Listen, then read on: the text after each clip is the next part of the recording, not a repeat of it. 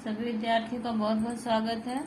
Jharkhand PGT के syllabus में महाप्राण निराला के द्वारा लिखित राग विराग, राम की शक्ति पूजा और सरोज स्मृति को रखा गया है। इन्हें आप लोगों को पढ़ना है।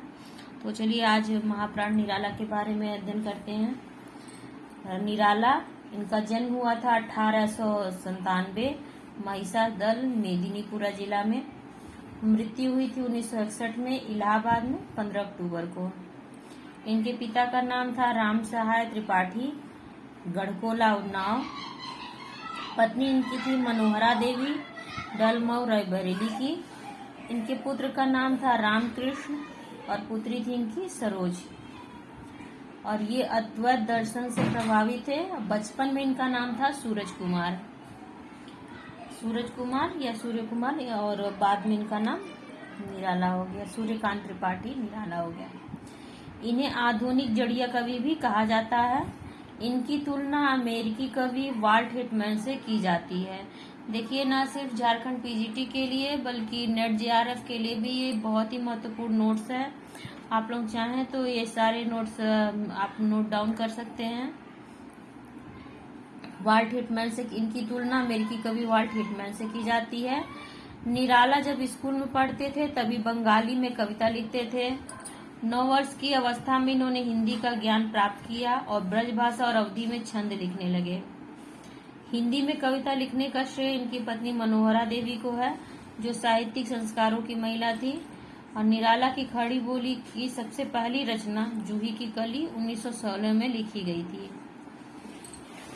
इन्हें हिंदी में लिखने के लिए प्रेरित इनकी पत्नी मनोहरा देवी ने किया था। देखिए, जूही की कली को आचार्य द्विवेदी जी ने सरस्वती में प्रकाशित करने से इनकार कर दिया था। ये प्रश्न परीक्षा में पूछे जाते हैं कि किस रचना को आचार्य द्विवेदी ने छापने से मना कर दिया था, तो वो रचना थी जूही की कली। रामविलास शर्मा भारत माता की वंदना 1920 को निराला की पहली प्रकाशित रचना मानते हैं। तो देखिए, पहली हिंदी की रचना इनकी जूही की कली है, जो 1916 में इन्होंने लिखी थी। पर रामविलास शर्मा जिन्होंने इनके ऊपर बहुत बृहद रूप में अध्ययन किया निराला के ऊपर और इनके बारे में इनकी जीवनी लिखी है, इन्होंने भारत माता की वंदना को 1920 को निराला की पहली प्रकाशित रचना माना है। निराला पर स्वामी रामकृष्ण परमहंस का व स्वामी विवेकानंद का गहरा प्रभाव पड़ा था। इन्होंने वेदांत का गहन अध्ययन किया था। निराला की रहस्यवादी रचनाओं में इसका स्पष्ट प्रभाव दिखाई देता है। निराला 1920 में महिषादल से अपने गांव गढ़कोला आ गए, जहां पिता की आकस्मिक मृत्यु हो गई। तत्पश्चात मात्र 21 वर्ष की अवस्था में पत्नी की भी मृत्यु हो गई। परिवार की जिम्मेदारी उठाने के लिए पुनः इन्हें महिषादल जाना पड़ा, जहां वे 1922 में समन्वय पत्रिका के संपादक मंडल में सम्मिलित हो गए और रामकृष्ण मिशन के साधुओं के साथ रहने लगे। यहीं पर इन्होंने अद्वैत दर्शन का गहन अध्ययन भी किया था। 1923 में जब सेठ महादेव प्रसाद के संपादकत्व में मतवाला का प्रकाशन प्रारंभ हुआ, तो ये उसके संपादन कार्य में लग गए। वस्तुतः मतवाला से ही उनके कवि रूप का नया जन्म होता है। तो 1923 में मतवाला के संपादक बने थे, जो कि सेठ महादेव प्रसाद के संपादक में निकलता था। 1927 से 30 तक ये बराबर अस्वस्थ रहने लगे। बाद में लखनऊ जाकर गंगा पुस्तक माला का संपादन करने लगे और सुधा में टिप्पणियां लिखने लगे। तो इनका संबंध निराला जी का गंगा पुस्तक माला से भी है। लगता है उस समय सारे बुजुर्गों ने निराला का विरोध किया है। अर्थ की मांग अलग ही थी। अपने क्रांतिकारी विचारों तथा जाति पाति विरोधी रूप के कारण वे ब्राह्मण समाज में अछूत जैसे थे। वे टूट गए, विक्षिप्त हो गए, पर इनके भीतर की सृजनात्मकता की लौ निरंतर जलती रही, जिसका प्रभाव उनकी रचनाओं पर देखा जा सकता है। निराला ने आधुनिक काव्य के अनेक क्षेत्रों में नवीन प्रयोगों का सूत्रपात किया। उस समय के बुजुर्गों ने इनका विरोध इन्होंने क्या, क्योंकि ये मुक्त छंद में लिखने लगे थे और उस युग के लिए वो मुक्त छंद नई बात थी, बिल्कुल अलग चीज थी, जो पुराने लोग उसको डाइजेस्ट नहीं कर पा रहे थे। इसलिए वो इन्होंने इनके छंदों को रबड़ छंद, केचुआ छंद आदि कह करके इनका मजाक भी उड़ाया था। निराला ने आधुनिक काव्य के अनेक क्षेत्रों में नवीन प्रयोगों का सूत्रपात किया। हिंदी साहित्य के क्षेत्र में मुक्त छंद और मुक्त गीत लिखने वाले निराला प्रथम कवि थे। मुक्त छंद समूचे स्वच्छंदतावाद की आत्मा है। एक और उसका संबंध छंद मुक्ति से है तो दूसरी ओर विदेशी शासन की मुक्ति से। निराला ने लिखा है, मनुष्यों की मुक्ति की तरह कविता की भी मुक्ति होती है। मनुष्यों की मुक्ति कर्मों के बंधन से छुटकारा पाना है और कविता की मुक्ति छंदों के शासन से अलग हो जाना है। छंदों की रीतिबद्धता को तोड़ना एक क्रांतिकारी कदम था जो तत्कालीन आलोचकों संपादकों के गले नहीं उतरा और वे इसे रबड़ छंद या केचुआ छंद नाम से पुकारने लगे। लेकिन वही छंद आज की हिंदी कविता की मुख्य धारा है। उस समय उसका इतना विरोध हुआ था और आज सारी रचनाएं मुक्त छंद में ही रची जाती हैं। बहुत से मुक्त छंदों को पहले अनामिका 1923 में संग्रहित कर दिया गया, बाद में इसकी अधिकांश कविताएं परिमल में संग्रहित कर दी गईं।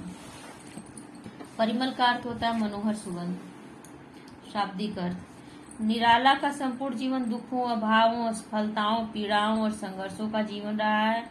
आर्थिक विपन्नता, सांसारिक असफलता, नियति का क्रूर अभिशाप, सामाजिक, राजनैतिक और आर्थिक व्यवस्थाओं, इन सब के बीच निराला का जीवन परिस्थितियों के झटके खाता रहा और एक महान रचनाकार की तरह इन आक्रामक और सांघातिक विडंबनाओं के बीच वे अपने गंभीर अध्ययन, चिंतन और मनन से महान रचनाओं की सृष्टि करते रहे। डॉक्टर रामविलास शर्मा ने निराला के जीवन को नरक यात्रा के नाम से अभिहित किया है। डॉक्टर रामविलास शर्मा, जिन्होंने निराला की जीवनी भी लिखी है, उन्होंने लिखा, निराला के जीवन को नरक यात्रा के नाम से अभिहित किया है। डॉक्टर परमानंद श्रीवास्तव के अनुसार छायावादी कवियों में निराला का ही विकास सबसे विविध रूपी, विषम और तनावपूर्ण है। अज्ञे ने लिखा है, मैं निराला को जब जब पढ़ता हूँ मानो नया आविष्कार करता हूँ। बाबा हरदयाल ने निराला को बादलों का कवि माना है। डॉक्टर रामविलास शर्मा ने खड़ी बोली में उच्चारण, संगीत के भीतर से जीवन की प्रतिष्ठा निराला के गीतों की विशेषता है। डॉक्टर रामविलास शर्मा के अनुसार खड़ी बोली में उच्चारण, संगीत के भीतर से जीवन की प्रतिष्ठा निराला के गीतों की विशेषता है।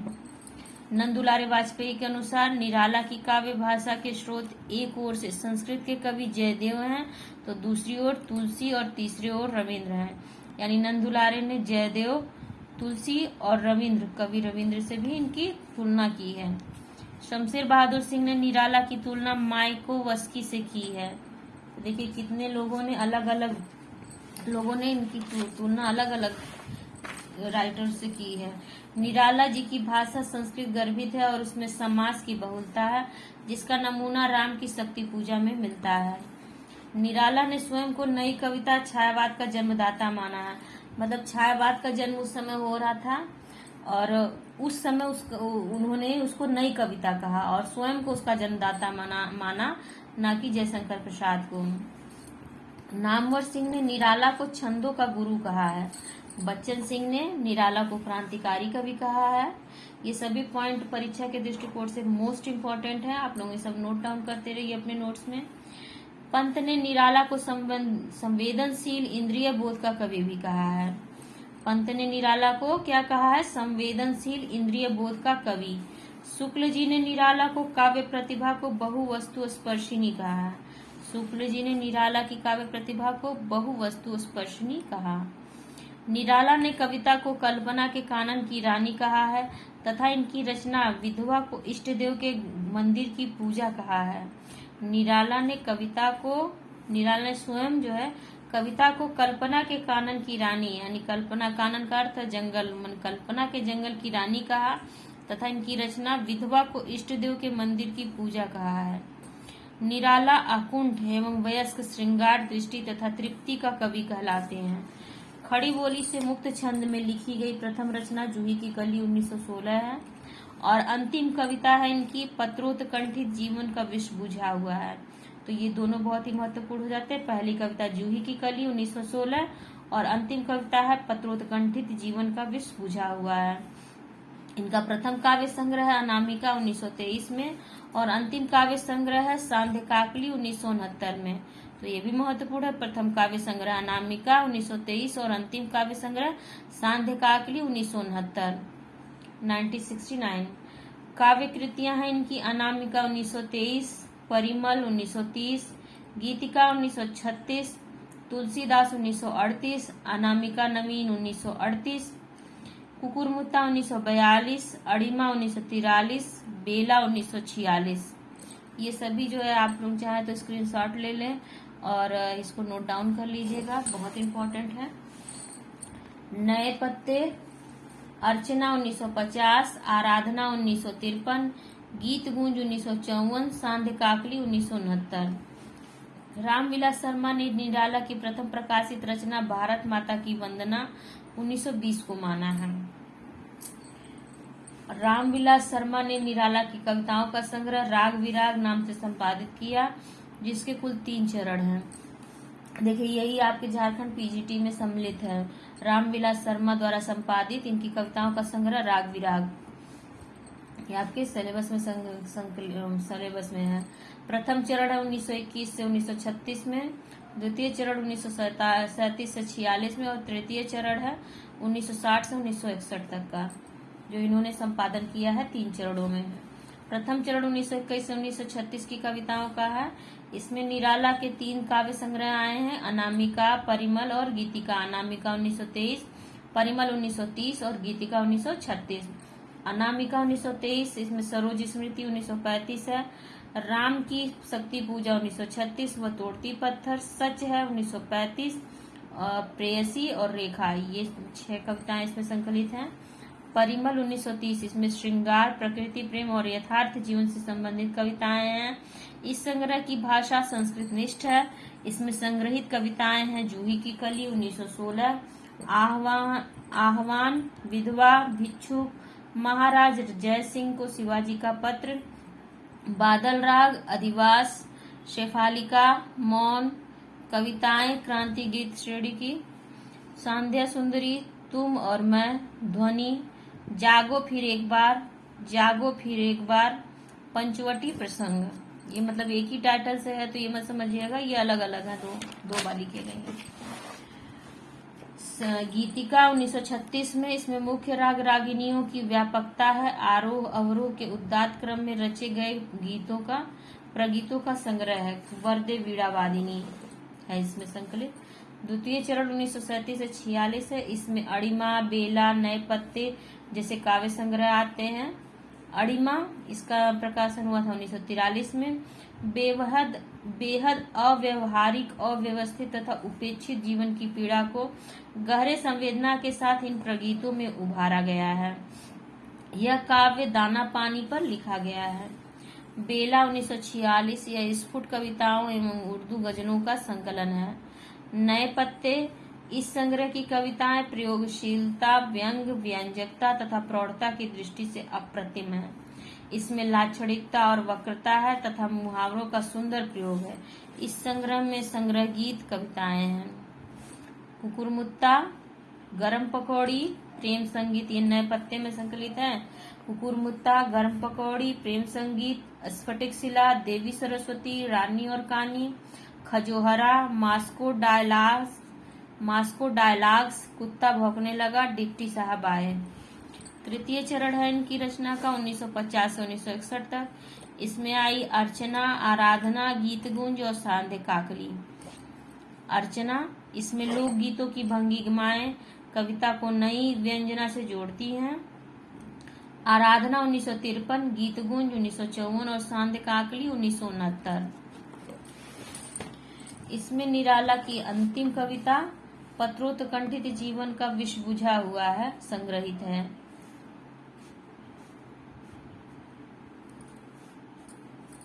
निराला की प्रमुख कविताएं हैं पंचवटी प्रसंग 1921, अधिवास, विधवा, शेफालिका, महाराज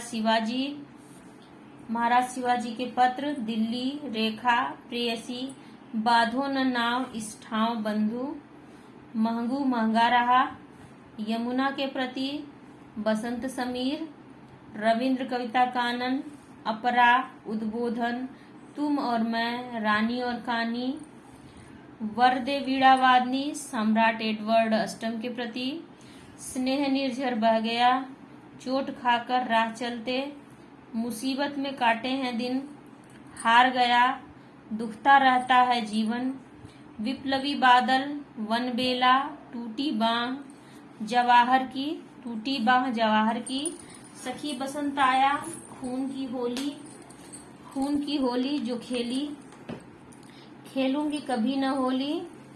देखिए खून की होली जो खेली ये एक रचना है।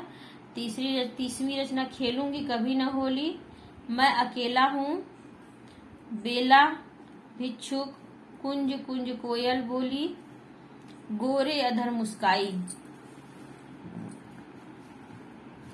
प्रबंध काव्य है इनके।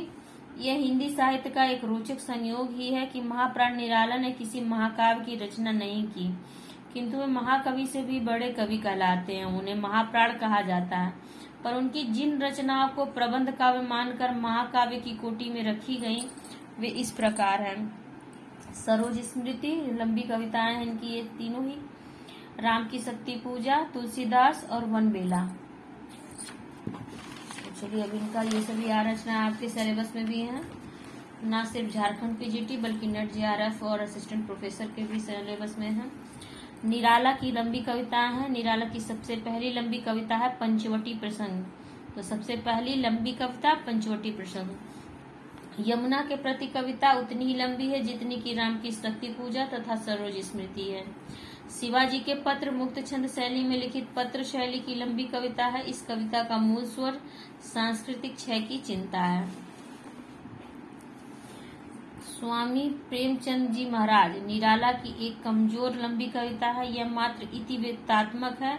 इसमें उन्होंने अपने को एक पश्चिमी उपेक्षित प्रताड़ित युवक के रूप में रखा है। तुलसीदास की बादल राग भी लंबी कविता है। दर्शन प्रधान इनकी रचनाएं हैं। अधिवास, पंचवटी प्रसंग, यथार्थ जीवन से जुड़ी कविताएं इनकी भिक्षुक और विधवा। जूही की कली का एक देखिए ये उदाहरण देखिए जूही की कली में। विजन वन वल्लरी पर सोती थी सुहाग भरी, स्नेह स्वप्न मग्न अमल कोमल तनु तरुड़ी जूही की कली। इस सरोज स्मृति का उदाहरण देखिए, सरोज स्मृति का। इसमें हिंदी का प्रथम उत्कृष्ट शोक गीत कहा गया है। इसे हिंदी का प्रथम उत्कृष्ट शोक गीत कहा गया है सरोज स्मृति को। यह निराला की व्यक्तिपरक रचना है जिसे कवि ने अपनी प्रिय पुत्री सरोज के देहावसान पर लिखा था। इस कृति की रचना लंबी कविता के रूप में होती है। प्रमुख पंक्तियां इसकी। 19 पर जो प्रथम चरण तेरा वह जीवन सिंधु तरड़, तनये लीकर दृगपात तरुण, जनक से जन्म की विदा अरुण, गीते मेरी तज रूप नाम, वर लिया अगर शाश्वत विराम, पूरे कर सुचितर सपर्याय, जीवन के अष्टादशाध्याय। मतलब 18 वर्ष की आयु में सरोज की मृत्यु हो गई थी। दूसरा देखिए उदाहरण, ये भी सरोज स्मृति से है। धन्य में पिता निरर्थक था, कुछ भी तेरे हित कर न सका, जाना तो अर्थागमो पाए, पर रहा सदा संकुचित काय, लख कर अनर्थार्थिक पथ पर, हारता रहा मैं स्वार्थ समर, सुचिते पहना कर चीनांसुक, रख सका न तुझे अतः दधिमुख, छीड़ का न छीना कभी अन्न, मैं लख न सका वे दृग विपन्न। अगला उदाहरण देखिए। दुख ही जीवन की कथा रही, क्या कहूँ आज जो नहीं कही, हो इसी कर्म पर वज्रपात्र, यदि धर्म रहे जन्नत सदा मात, इस पथ पर मेरे कार्य सफल, हो भ्रष्ट शीत के से सतदल, कन्ने गत कर्मों का तर्पण, कर करता मैं तेरा तर्पण। तुलसीदास, ये भी देखिए आपके सिलेबस में है, बहुत ही महत्वपूर्ण रचना है इनकी। तुलसीदास 1938 में। यह निराला का खंड काव्य या लंबी कविता है। इसका कथानक 3 भागों में विभक्त है। प्रथम भाग में सांसारिक ह्रास को चित्रित किया गया है। दूसरे भाग में चित्रकूट पर्यटन और नवजीवन का संदेश दिया गया है और तृतीय भाग में रत्नावली प्रसंग के साथ नवीन चेतना का चित्रण है। इस कृति में निराला ने सबसे कठिन छंद तथा तुक विधान का पालन किया है। इस रचना में कवि ने तुलसीदास के माध्यम से भारतीय जीवन मूल्यों की प्रतिष्ठा की है। इस कृति में निराला जी ने सर्वाधिक छंदों का भी प्रयोग किया है। शुक्ल जी ने इस कृति को अंतर्मुख प्रबंध काव्य माना है। शुक्ल जी ने क्या माना है? अंतर्मुख प्रबंध काव्य माना। देखिए बहुत ही महत्वपूर्ण पॉइंट है। प्रमुख पंक्तियां इसकी। जागो जागो आया प्रभात, बीती वह बीती अंधरात, होगा फिर से दूरधर्ष समर, जड़ से चेतन का निश्वासन। अगली इनकी रचना है राम की शक्ति पूजा 1936। राम की शक्ति पूजा निराला की सर्वश्रेष्ठ रचना है। यह काव्य कला की दृष्टि से उत्कृष्ट है। राम की शक्ति पूजा का कथानक निराला ने बंगला के कृत्यवासी रामायण से लिया। देखिए, ये बहुत परीक्षा में पूछा गया है कि राम की शक्ति पूजा किससे प्रभावित है, तो बंगला के कृत्यवासी रामायण से प्रभावित रचना है राम की शक्ति पूजा। राम की शक्ति पूजा जैसी नाटकीयता निराला जी और किसी भी कविता में नहीं है। इसमें पौराणिक राम को सामान्य मानव के रूप में चित्रित किया गया है। यह सामासिक शैली में लिखी गई रचना है। इसकी शुरुआत ही समास बहुला तत्सम शब्दावली के जटिल विन्यास से होती है। इसमें कवि ने एक ऐतिहासिक प्रसंग के द्वारा धर्म और अधर्म के शाश्वत संघर्ष का चित्रण किया है, या फिर कह सकते हैं कि राम के माध्यम से रामत्व और रावणत्व के बीच चलने वाले शाश्वत संघर्ष का निदान प्रस्तुत किया है। राम की शक्ति पूजा की भाषा के संदर्भ में आचार्य नंदुलाल वाजपेयी ने आक्षेप करते हुए लिखा है कि यह कविता अधिक सरल और संगुफित भाषा में लिखी जा सकती थी। नंदुलाल वाजपेयी ने क्या आक्षेप किया है कि यह कविता और अधिक सरल और संगुफित भाषा में भी लिखी जा सकती थी। असल में राम की शक्ति पूजा की भाषा बहुत ही कठिन और संस्कृत निष्ठ है। इसके अनुसार निराला ने इसे गाथा की भूमि से उठाकर महाकाव्योचित गांभीर्य देने की चेष्टा की है। ये भी नंदुलाल वाजपेयी के अनुसार है कि निराला ने इसे गाथा की भूमि से उठाकर महाकाव्योचित गांभीर्य देने की चेष्टा की है। रामविलास शर्मा ने कहा, यह कविता नहीं मंत्र है। रामविलास शर्मा जी ने काव्य साहित्य में सर्वाधिक प्रशंसा इसी कविता की है। रामविलास शर्मा पहले समीक्षक हैं जिसने निराला को साहित्य में स्थान दिलाया। रामविलास शर्मा ने बहुत लिखा है निराला के ऊपर। राम की शक्ति पूजा का अंगिरस है वीर रस है। ओज गुड़ से युक्त यह कविता अपने आप में छायावाद की संपूर्ण व्याख्या करती है। इसकी पंक्तियां देखिए। धिक जीवन जो पाता ही आया विरोध, धिक साधन जिसके लिए सदा ही किया शोध, है अमानिशा उगलता गगन अंधकार, खो रहा दिशा का ज्ञान, स्तब्ध है पवनचार। ये सब पंक्तियां भी परीक्षाओं में देकर के पूछ ली जाती है कि ये किस रचना से है या इसके राइटर कौन है। रचना ज्यादा पूछी जाती है कि किस रचना से है ये। शक्ति की करो मौलिक कल्पना करो पूजन, शक्ति की करो मौलिक कल्पना करो पूजन, छोड़ दो समर जब तक न सिद्धि हो रघुनंदन, प्रतिपल परिवर्तित व्यूह भेद कौशल समूह, राक्षस विरुद्ध प्रत्युह क्रुद्ध कपि विषम भूह, रवि हुआ अस्त ज्योति के पत्र पर लिखा, आगर रह गया राम रावण का पराजय समर, होगी जय हे पुरुषोत्तम नवीन, कहाँ महाशक्ति राम के वदन में हुई लीन, अन्याय जिधर है उधर शक्ति। देखिए नोट कुछ महत्वपूर्ण बिंदु हैं। सरोज स्मृति राम की शक्ति पूजा और तुलसीदास में निराला की आत्माभिव्यंजना है। बादल राग, इसमें निराला ने बादल को क्रांति का प्रतीक बताया है और इसे विप्लव का वीर कहा है। जीर्ण बाहु है शीर्ण शरीर तुझे बुलाता कृषक अधीर, हे विप्लव के वीर। भिक्षुक कविता, यह सर्वहारा वर्ग की कविता है। वह आता दो टूक कलेचे के करता, पछताता पद पर आता। आप लोगों ने पढ़ी होगी ये कविता जरूर, सिलेबस में 6th 7th 8th में था। कुकुरमुत्ता इनकी रचना। यह प्रगतिवादी चेतना की कविता है जिसमें कुकुरमुत्ता सर्वहारा वर्ग का प्रतीक और कुकुरमुत्ता पूंजीपति वर्ग का प्रतीक है। यह एक व्यंग्य परक रचना है। अबे सुन बे गुलाब, भूल मत जो पाई खुशबू रंग और आब, खून चूसा खाद का तूने अशिष्ट, डाल पर इतरा रहा है कैपिटलिस्ट। वह तोड़ती पत्थर, यह एक मर्मस्पर्शी कविता है। इस कविता में कवि निराला जी ने एक पत्थर तोड़ने वाली मजदूरीन के माध्यम से शोषित समाज के जीवन की विषमता का वर्णन किया है। वह तोड़ती पत्थर मैंने देखा उसे इलाहाबाद के पथ पर, नहीं छायादार पेड़ वह जिसके तले बैठी हुई स्वीकार, श्याम तन भर बांधा यौवन, नत नयन प्रिय कर्म रतमन, गुरु हथौड़ा हाथ करती बार बार प्रहार, सामने तरु मालिका अट्टालिका प्रकार, अब देखिए बहुत ही महत्वपूर्ण टॉपिक आ रहा, निराला पर लिखे गए ग्रंथ। परीक्षा उपयोगी बहुत ज्यादा है, ये नेट जेआरएफ के लिए बहुत ही महत्वपूर्ण है। निराला, इन्होंने निराला शीर्षक से लिखा है रामविलास शर्मा जी ने। कवि निराला शीर्षक से लिखा नंदुलाल वाजपेयी ने। क्रांतिकारी कवि निराला शीर्षक से लिखा है बच्चन सिंह ने। महाप्राण निराला शीर्षक से गंगा प्रसाद पांडे ने। युग कवि निराला के शीर्षक से कृष्णदेव झारी ने। निराला एक आत्महंता आस्था, ये दूधनाथ सिंह ने लिखा है। निराला की साहित्य साधना 3 भाग में लिखा है रामविलास शर्मा ने इनकी जीवनी सबसे ज्यादा विशद वर्णन किया हुआ है। प्रमुख पंक्तियां हैं इनकी।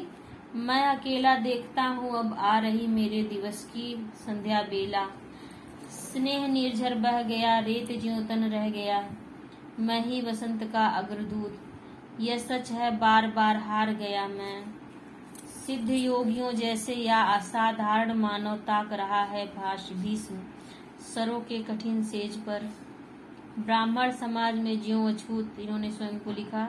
आज अमीरों की हवेली किसानों की होगी पाठशाला, जा तू प्रिय छोड़कर बंधन में छंदों की राह, चीन में मेरी नकल का छाता बना छत्र भारत का वही कैसा तना, गुणमुद्दा से दिवसावसान का समय, मेघमय आसमान से उतर रही वह संध्या सुंदरी परी सी, धीरे धीरे धीरे, हंसता है तो केवल तारा एक, गुथा हुआ उन घुंघराले काले काले बालों से, ये संध्या सुंदरी से है। एक बार बस और नाच तू श्यामा, समान सभी तैयार आह्वान। हजारी प्रसाद द्विवेदी ने लिखा, निराला से बढ़कर स्वच्छंदतावादी कवि हिंदी में कोई नहीं है। आचार्य हजारी प्रसाद द्विवेदी का कथन है, निराला से बढ़कर स्वच्छंदतावादी कवि हिंदी में कोई नहीं है। निराला ने स्वयं अपने बारे में कहा, देखते नहीं मेरे पास एक ही बाड़ी, कलाकार के हाथ, पहलवान की छाती और फिलासफर दार्शनिक के पैर हैं। निराला ने स्वयं को लिखा है, देखते नहीं मेरे पास एक की बाड़ी, कलाकार के हाथ, पहलवान की छाती और फिलासफर दार्शनिक के पैर हैं। निराला ने कहा, यह कविता स्त्री की सुकुमारता नहीं, कवि का पुरुष गर्व है। निराला जो गहन भाव, सीधी भाषा, सीधे छंद में चाहता है वह धोखेबाज है। निराला ने लिखा, गरगज सिंह वर्मा छद्म नाम से कविता करते थे।